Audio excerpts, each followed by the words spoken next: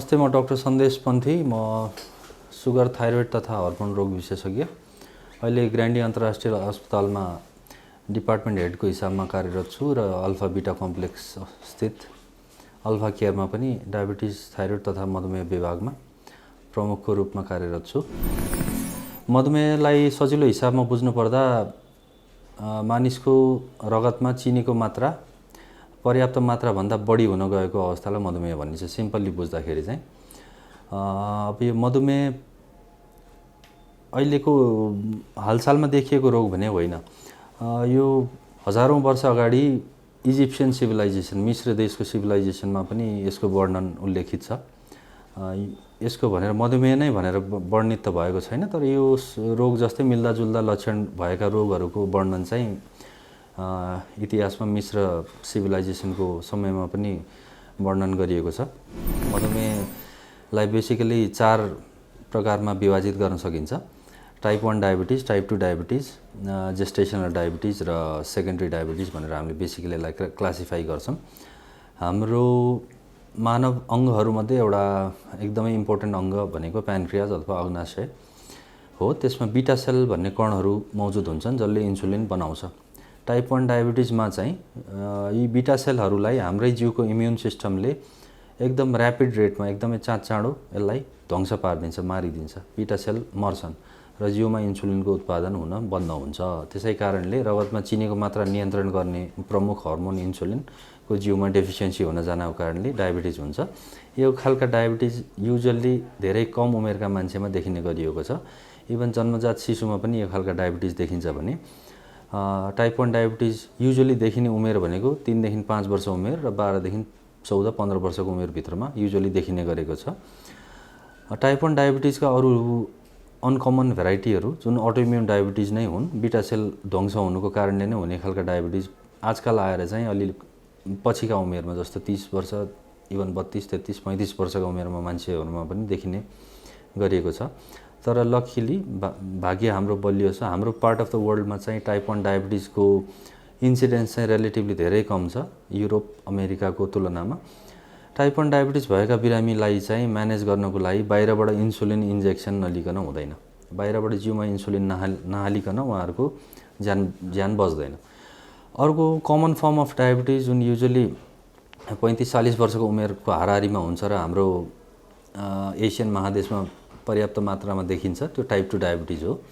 यो टाइप 2 डायबिटिजमा चाहिँ बीटा सेलको सङ्ख्या क्रमिक रूपमा घट्दै जान्छ र उत्पादित इन्सुलिनले काम गर्न राम्रोसँग सक्दैन। त्यही नसक्नुका कारणले गर्दाखेरि चाहिँ चिनीको मात्रा शरीरमा, रगतमा बढी हुन जान्छ र डायबिटिज हुन्छ। यो खालको डायबिटिज चाहिँ टाइप 2 डायबिटिज भनिन्छ, जुन चाहिँ हाम्रो पार्ट अफ द वर्ल्डमा 90-95% डायबिटिज देखिने टाइप 2 डायबिटिज नै हो। जेस्टेसनल डायबिटिज भन्दै गर्दा गर्भावस्थामा देखिने डायबिटिजलाई भनेर बुझिन्छ। अब कुनै स्वास्नी मान्छेको गर्भधारण गर्नु अगाडि डायबिटिज थिएन, टेस्ट गरेरै प्रुभ गरिएको डायबिटिज थिएन र गर्भधारण गरिसकेपछि मात्रै डायबिटिज देखिएको डायबिटिजलाई चाहिँ जेस्टेसनल डायबिटिज भनिन्छ। कुनै स्वास्नी मान्छेको पहिलेदेखि नै डायबिटिज भयो र पछि गर्भधारण भएको छ भने त्यो खालको डायबिटिजलाई जेस्टेसनल डायबिटिज भन्न मिल्दैन। त्यसलाई डायबिटिज इन प्रेग्नेन्सी भनेर छुट्टै अर्को क्लासिफिकेसन गरिएको छ। यो हुनुको कारण चाहिँ प्रेग्नेन्सीमा इन्सुलिनको रिक्वायरमेन्ट बढ्न जान्छ। यसका विभिन्न लजिक छन्, कारण छन्। बच्चालाई न्युट्रिसनको सप्लाई आमाले गर्नुपर्ने भएको कारणले गर्दा इन्सुलिनको उत्पादन विभिन्न फिजियोलोजिकल कारणले बढ्नुपर्ने हुन्छ। अब कुनै स्वास्नी मान्छेको प्यानक्रियाज एकदमै हेल्दी छ भने त्यो प्यानक्रियाजले त्यो एक्सेस इन्सुलिनको डिमान्डलाई कभर गरिदिन्छ र गर्भावस्थामा चिनीको मात्रा नर्मलै रहन्छ। तर कुनै स्वास्नी मान्छेको प्यानक्रियाजको फङ्सन अथवा इन्सुलिन उत्पादन भइसकेपछि इन्सुलिनले गर्ने क्रियामा चाहिँ कुनै ह्रास छ, कुनै गडबडी छ प्रेग्नेन्सी अगाडि भने चाहिँ ती खालका स्वास्नी मान्छेमा जब प्रेग्नेन्सी भएर गर्भधारण भइसक्छ त्यतिखेर चाहिँ त्यो जुन इन्सुलिनको डिमान्ड बढ्न जान्छ त्यतिखेर प्यानक्रियाजले त्यो डिमान्डलाई फुलफिल गर्न सक्दैन र यो खालको डायबिटिज युजुअली 24 हप्तापछि देखिन्छ। गर्भधारण गरेको 24 हप्तापछि देखिन्छ। यसलाई जेस्टेसनल डायबिटिज भनिन्छ। अरू विभिन्न कारणले गर्दा डायबिटिज हुन सक्छन्, जस्तो कतिपय प्यानक्रियाजकै रोग, प्यानक्रियाजमा स्टोन भयो अथवा रक्सीको कारणले प्यानक्रियाज ड्यामेज भयो अथवा कुनै चोटपटकको कारणले प्यानक्रियाज ड्यामेज भयो अथवा कुनै रेयर प्यानक्रियाजमै लाग्ने खालका रोगहरू छन्, जस्तो सिस्टिक फाइब्रोसिस। त्यो खालका रोगले प्यानक्रियाज ड्यामेज भयो भने इन्सुलिनको उत्पादनमा ह्रास आउँछ। त्यस्तै प्यानक्रियाजको कुनै कारणले अपरेसन गरेर प्यानक्रियाजलाई मिल्काउनु पर्ने भयो, प्यानक्रियाजमा क्यान्सर भयो, प्यानक्रियाजमा ढुङ्गाहरू जमे भने त्यो खालका पेसेन्टमा भोलि गएर चिनीको मात्रा रगतमा बढ्न जान सक्छ। कतिपय औषधि छन् जसले डायबिटिज गराउँछन्, जस्तो नदुख्ने औषधि, स्टेरोइड जातीय औषधि, कतिपय प्रेसरका औषधि। यी खालका औषधिको सेवनले गर्दा डायबिटिज हुनसक्छ। यो खालको डायबिटिज चाहिँ केही समय रहेर आफै औषधिको त्यो खालका औषधि बन्द गरिसकेपछि हराएर जान पनि सक्छ, रहिरहन पनि सक्छ। अरू खालका डायबिटिज पनि छन्, जस्तो कुनै खालका डायबिटिजमा प्यानक्रियाजबाट इन्सुलिन उत्पादन हुने प्रोसेसमै जेनेटिक डिफेक्ट नै हुन्छ, अथवा त्यो इन्सुलिनले उत्पादन भइसकेपछि काम गर्न नसक्ने रिसेप्टर लेभलको डिफेक्टहरू हुन्छ। त्यो खालको डायबिटिज पनि देख्न त देखेका छौँ हामीले, तर धेरै नै अनकमन छ भनेर भनौँ। अब कसरी पत्ता लगाउने त्यो एकजना व्यक्तिले मलाई डायबिटिज हो कि भनेर चाहिँ कसरी थाहा पाउने, यसका लक्षणहरू चाहिँ के हुन्? टाइप 1 डायबिटिज जुन सानो उमेरमा हुन्छ र यसमा बिटा सेल ऱ्यापिडली डिस्ट्रोय हुन्छ, चाँडै थोरै समय टाइममै बिटा सेल मर्छ, इन्सुलिनको उत्पादनमा सिग्निफिकेन्ट डिक्लाइन आउँछ, सट्टै घट्छ इन्सुलिनको प्रोडक्टिभिटी। त्यो खालको डायबिटिजमा चाहिँ अब पेसेन्ट युजुअल्ली एकदमै टिपिकल लक्षणहरू लिएर आउनुहुन्छ। अब बच्चा धेरै नै सानो छन् भने त्यो आमा बुवाले नोटिस गर्ने कुरा हो, अथवा 12, 14, 15 वर्षका पेसेन्ट हुनु भने खर्लाखुल्लोकै वेट घट्ने, मुख सुक्ने, पिसाब लाग्ने, जिउ थाक्ने, गल्ने, घाउ भएको निको नहुने, पिसाब फेर्ने ठाउँ चिलाउने, पोल्ने, पिसाब फेर्ने ठाउँको छालाहरू फुट्ने, यी खालका लक्षण चाहिँ कमनली देखिन्छन् है। अब कतिजना त इमर्जेन्सीमा हाइपरग्लाइसेमिक क्राइसिस, जसलाई हामीले डायबिटिक किटोएसिडोसिस भन्छौँ, त्यो खालकै लक्षण लिएर प्रेजेन्ट गर्छन् टाइप 1 डायबिटिजको केसमा। टाइप 2 डायबिटिजमा युजुअली के छ भने यो रोगको एउटा सबभन्दा खराब पक्ष के छ भने हुने लक्षण टाइप 1 र टाइप 2 का डायबिटिजको उस्तै नै हो। जस्तो सुगरको मात्रा एकदमै ब्लडमा बढ्न गएपछि हुने खालका लक्षण एउटै हुन्, जस्तो मुख सुक्ने, पिसाब लाग्ने, एकदमै धेरै भोक लाग्ने, वेट केही परिमाणमा घट्दै जाने, पिसाब पटक पटक लाग्ने, घाउ निको नहुने, जिउ एकदमै थाक्ने, पटक पटक सङ्क्रमणहरू हुने। अब कसैको चाहिँ अलि एडभान्स्ड अब भएको टाइमबाट थाहा भएन भने कसैको खुट्टामा घाउ, खुट्टामा झन्झनाहट, हात खुट्टामा, त्यो खालका लक्षणहरू लिएर युजुअली पेसेन्ट प्रेजेन्ट गर्छन्।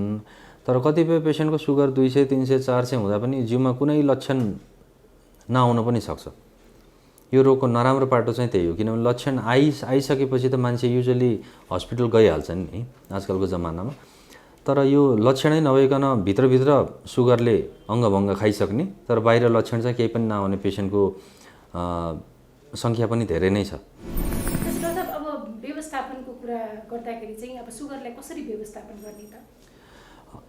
अब सुगर सबै खालको डायबिटिज अब लाई व्यवस्थापन गर्नको लागि सबभन्दा इम्पोर्टेन्ट कुरा भनेको खानपानमा नियन्त्रण र फिजिकल एक्टिभिटी, व्यायाम नै हो। यो दुईटा कुरा, खानपानमा नियन्त्रण र व्यायाम चाहिँ सबै खालको डायबिटिजमा लागू हुन्छ। टाइप 1, टाइप 2, गर्भावस्थामा देखिने डायबिटिज तथा अन्य प्रकारका डायबिटिज, यो सबैमा यो दुईटा प्यारामिटर चाहिँ एकदमै इम्पोर्टेन्ट हो। र म त भन्छु 70% रोल यही खानपिनमा कन्ट्रोल र एक्सर्साइजकै छ डायबिटिज म्यानेजमेन्टमा। चिकित्सकीय हिसाबले कुरा गर्दाखेरि खाना कन्ट्रोल र एक्सर्साइज पछि औषधिको पाटो आउँछ। टाइप 1 डायबिटिजको बिरामीलाई खाने औषधिले डायबिटिज म्यानेज गर्न सकिँदैन, किनभने प्यानक्रियाजले कुनै पनि मात्रामा इन्सुलिन उत्पादन गर्दैन र जिउमा इन्सुलिन भएन भने हाम्रो ज्यान अड्दैन। इन्सुलिन बिना कोही पनि मान्छे बाँच्न सक्दैन। त्यही भएर टाइप 1 डायबिटिजका पेसेन्टलाई चाहिँ जतिन्जेल ती बिरामी बाँच्छन् इन्सुलिनमै राख्नुपर्ने बाध्यता छ। अब इन्सुलिन लिने मोडालिटी र इन्सुलिनका प्रकारहरू विभिन्न हुन सक्लान्। कसैले घोच्ने इन्जेक्सनबाट लिनु होला। अब पहिले एकताका दमको बिरामीले तान्ने जस्तो पफमा पनि इन्सुलिन आएको थियो, जुन अब फेरि आउँदैछ। अरू चाहिँ अब अहिले नयाँ आएका प्रविधिमध्ये चाहिँ कन्टिन्युस सबक्युटेनियस इन्सुलिन इन्फ्युजन पम्प भन्छौँ हामी। एउटा सर्टेन डिभाइसले कन्टिन्युसली इन्सुलिन हाम्रो पेटमा अथवा जहाँ डिभाइस लगाइन्छ त्यहाँ दिइराखेको हुन्छ। त्यो नेपालमा पनि उपलब्ध भएको छ, तर एकदमै कम मात्रामा त्यो युज भएको छ। त्यो पनि इन्सुलिन दिने नयाँ प्रक्रिया हो। त्यो इन्सुलिन घोचिरहन धेरै पटक नपरोस् भन्ने हिसाबले। टाइप 1 डायबिटिजको केसमा इन्सुलिन त्यो बाहेक अरू विकल्प आजको दिनसम्म छैन। कोसिस भने नगरिएको होइन। एक जमानामा प्यानक्रियाज ट्रान्सप्लान्ट पनि गरेर हेरियो, बिटा सेल मात्रै ट्रान्सप्लान्ट पनि गरेर हेरियो टाइप 1 डायबिटिज भएका बिरामीमा र टाइप 2 भएकामा पनि, तर यसले राम्रो रिजल्ट दिन सकेन लङ टर्ममा। अब इन्सुलिन बनाउने कणहरू मरेका छन् भने हामी बाहिरबाट जसरी किडनी फेल भएको बिरामीलाई किडनी दिन्छौँ, त्यसरी नै कोही हेल्दी मान्छेको प्यानक्रियाज अथवा बिटा सेल त्यो डायबिटिज भएको बिरामीको शरीरमा प्रत्यारोपण पनि गरेर हेरियो, तर त्यसको रिजल्ट राम्रो आजसम्म आएको छैन। त्यही भएर त्यो अहिले ऱ्याम्पेन्ट रूपमा युज हुँदैन, त्यो चिकित्सकीय पद्धति अहिले त्यति युज भएको पाइँदैन। टाइप 2 डायबिटिजको केसमा चाहिँ सुरुमै कोही पेसेन्ट एकदमै high level of blood sugar लिएर आउनुहुन्छ अथवा कुनै क्राइसिसमै हुनुहुन्छ भने हामी इन्सुलिन नै प्रिफर गर्छौँ केही समयलाई। त्यसपछि चाहिँ खाने मेडिकेसन ट्याब्लेट्समा नै सुगर अधिकांश बिरामीको म्यानेज हुन्छ टाइप 2 बिरामीको केसमा। तर एउटा पोइन्ट कस्तो हुन्छ भने टाइप 2 डायबिटिज पनि अब 15 वर्ष 20 वर्ष भइसकेपछि त्यो प्यानक्रियाजको बिटा सेल बिस्तारै बिस्तारै क्षय हुँदै जान्छ, मर्दै जान्छन् र एउटा पोइन्टमा चाहिँ जब प्यानक्रियाजको बिटा सेलको टोटल जनसङ्ख्या चाहिँ 20% भन्दा मुनिमा झर्छ, तब ती खालका पेसेन्टलाई जति पनि ट्याब्लेट दिए पनि सुगर नियन्त्रणमा भने आउँदैन, अन एन एभरेज आउँदैन। र त्यो केसेसमा चाहिँ हामीले बाहिरबाट इन्सुलिन नै दिएर म्यानेज गर्नुपर्ने हुन्छ टाइप 2 मा पनि। अब गर्भावस्थामा देखिने डायबिटिज युजुअली हल्का खालको गर्भावस्थामा देखिएको डायबिटिज हामीले युजुअली खाना कन्ट्रोल र एक्सर्साइजबाटै म्यानेज गर्ने गरेका छौँ।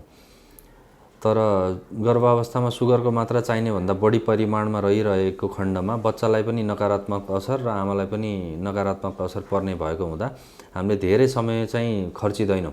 सुगरको लेभल कन्ट्रोलमा आएन भने हामी चिकित्सकीय पद्धतिमा गइहाल्छौँ। र प्रेग्नेन्सीमा बच्चालाई पनि सेफ र आमालाई पनि सेफ औषधि भनेको इन्सुलिन नै हो।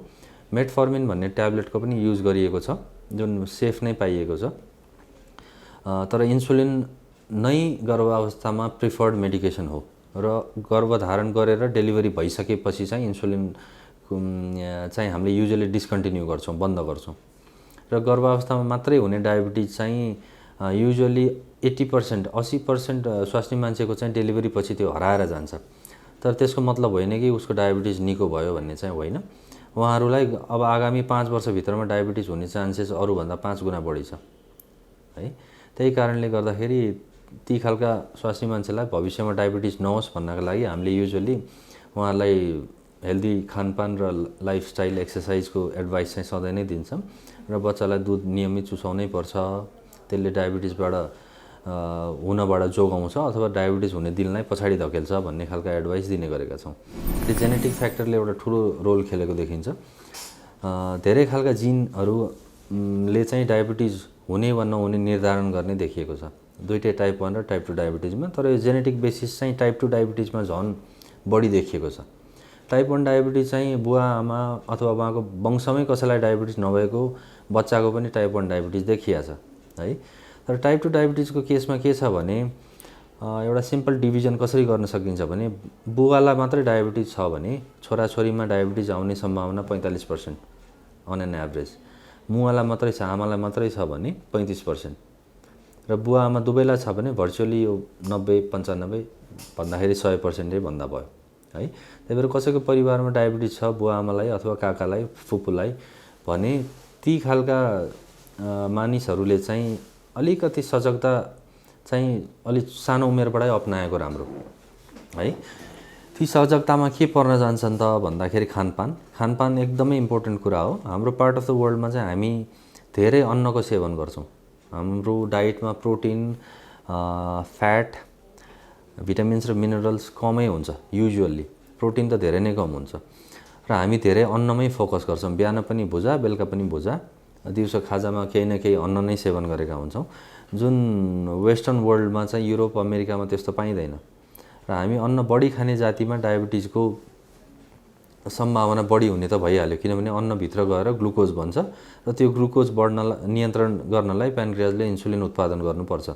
प्यानक्रियाजले जति धेरै काम गर्दै गयो त्यति चाँडो प्यानक्रियाज थाक्छ र एउटा पोइन्टमा पुगेपछि डायबिटिज हुन थाल्छ।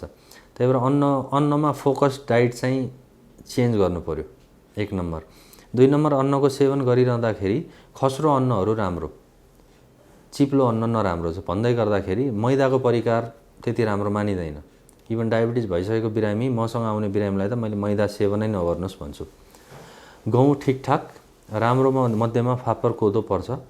नयाँ चामलको भात जसमा माड धेरै हुन्छ त्यो सेवन गर्न वर्जित छ, त्यसले भविष्यलाई राम्रो गर्दैन है।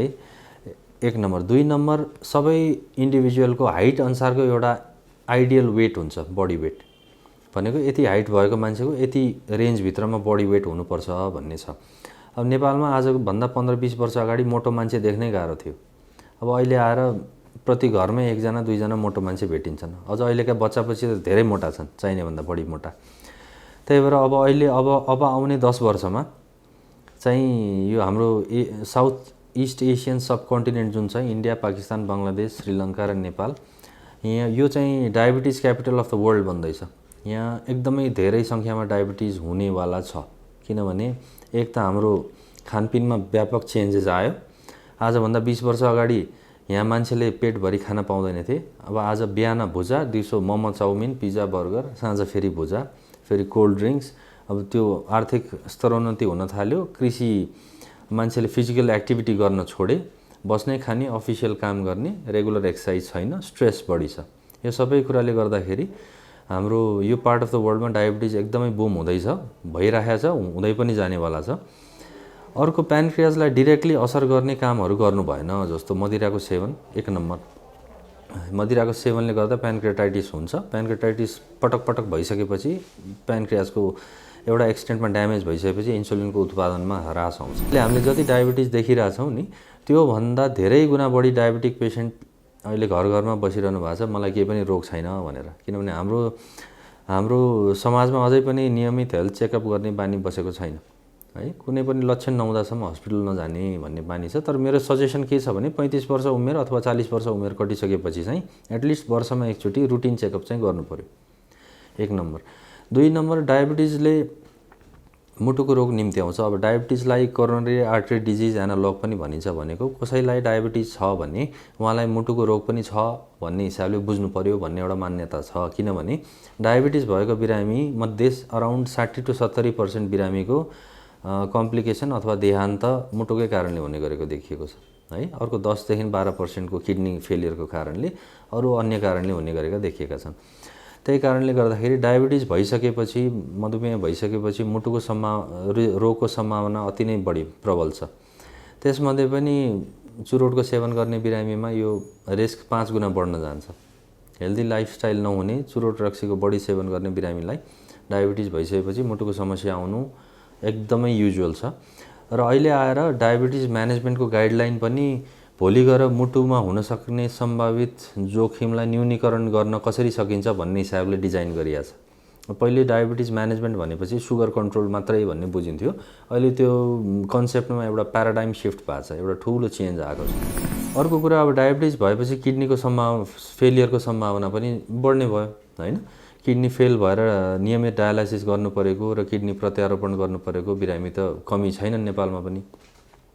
ठुला पोलिटिसियनदेखि अब गाउँका किसानसम्म यो समस्याबाट कोही पनि अछुतो छैन है। अब युरिक एसिड बढ्ने, थाइरोइडको समस्या भोलि गएर देखिन सक्ने, कतिपय कलेजोका समस्या देखिने हैन, कतिपय पाचन प्रक्रियाका समस्या देखिने, कतिपय न्युरोलोजिकल समस्या देखिने, आँखाका समस्या, अन्धोपन, यो सबै डायबिटिज रिलेटेड डिजिज नै हुन्। यही कारणले डायबिटिजलाई एउटा सिंगल डिजिजको हिसाबमा लिनुभन्दा पनि एउटा सिन्ड्रोमको हिसाबमा, भनेको एउटा कन्स्टिलेसन के एउटा नक्षत्र, त्यो हिसाब, एउटा रोग वरिपरि बिचमा सूर्य वरिपरि ग्रहहरू भयो जस्तै हैन। यो धेरैजनाको भनाइ यही नै हुन्छ। हाम्रो कस्तो छ डायबिटिजमा भन्दाखेरि दुईटा ठुला वर्ल्डमा ट्रायल भएका छन्, टाइप 1 मा पनि टाइप 2 डायबिटिजमा पनि। त्यो ट्रायलमा के देखिया छ भनेदेखि डायबिटिज डिटेक्ट भएको टाइमबाट इनिसियल 5 वर्ष जसले सुगर एकदमै राम्रो टाइटली कन्ट्रोल गरेर राख्छ उहाँहरूको लङ टर्ममा कम्प्लिकेसन धेरै कम देखिया छ। तर हाम्रो समाजमा कन्सेप्सन के छ भने सुगर आजको दिन देखियो भने म केही महिना केही वर्ष हेर्छु, म यसलाई खानै कन्ट्रोल गरेर दौडेरै पेल्छु, भएन भने औषधि खान्छु, किनभने एकचोटि औषधि सुरु गरेँ भने मैले जिन्दगीभर औषधि सेवन गर्नुपर्छ भन्ने कन्सेप्सन छ, जुन टोटली गलत हो। स्टडीले के भन्छ भने इनिसियल 5 इयर्स औषधिकै माध्यमबाट अथवा इन्सुलिनको माध्यमबाट सुगर एकदम टाइटली कन्ट्रोल गर्यो भने भविष्यमा डायबिटिजको कम्प्लिकेसन धेरै कम देखिया छ है। हामीले डायबिटिज ट्रिट गर्ने त भोलिको सम्भावित कम्प्लिकेसनबाट जोगिनलाई त हो नि। तर हाम्रो समाजमा त्यो तपाईले भने जस्तो कुरा एकदम व्याप्त छ। भर्खर त देखियो अहिले नै किन औषधि खाएपछि जिन्दगीभर खानुपर्छ। तर मेरो क्वेसन के भने औषधि नखायो भने चाहिँ के हुन्छ त भन्ने मेरो क्वेसन। त्यो गएर जुन सुगरले गएर आँखालाई असर गर्छ, नसालाई असर गर्छ, किडनी ड्यामेज गर्ला, मुटुको समस्या निम्त्यो होला। त्यो निम्तिसकेपछि झन् कति गुणा बढी औषधि खानु पर्ला, कति गुणा बढी दुःख झेल्नु पर्ला, होइन, कति गुणा बढी खर्च होला। त्यो कुराको यहाँ त्यो कन्सेप्सनै छैन। मेरो सबभन्दा ठुलो बिन्ती चाहिँ डायबिटिज हुनै नदिनुस्। डायबिटिज हुन नदिनुस्। कसरी नदिनुस् भन्दा खानपानमा नियमित परहेज गर्नुस्। सकिन्छ भने एक्सेस छ भने एकजना डायटिसियनलाई भेट्नुस्। पर्टिकुलरली जसको फ्यामिलीमा डायबिटिज छ उहाँहरूले चाहिँ तुरुन्तै गएर भेटिहाल्नुहोस्। मेरो परिवारमा डायबिटिज छ, मलाई भोलि सम्भावित डायबिटिज हुने जोखिम छ। त्यो कारणले म आजैबाट डायबिटिजबाट जोगिन चाहन्छु। त्यसै कारणले मैले खानपिनमा के परहेज गर्नु पर्यो, मैले आफ्नो खानपिन कसरी ब्यालेन्स गर्नु पर्यो भन्ने कुरा पुरा चार्टसहित अफिसियल डायटिसियनसँग लिउँ। नियमित दिनको 45 मिनटदेखि 1 घन्टा आफ्नो जिउको लागि छुट्याउँ, व्यायामको लागि छुट्याउँ र मेरो हाइट अनुसार मेरो वेट कति हुनुपर्छ त त्यो निचोड निकालौँ।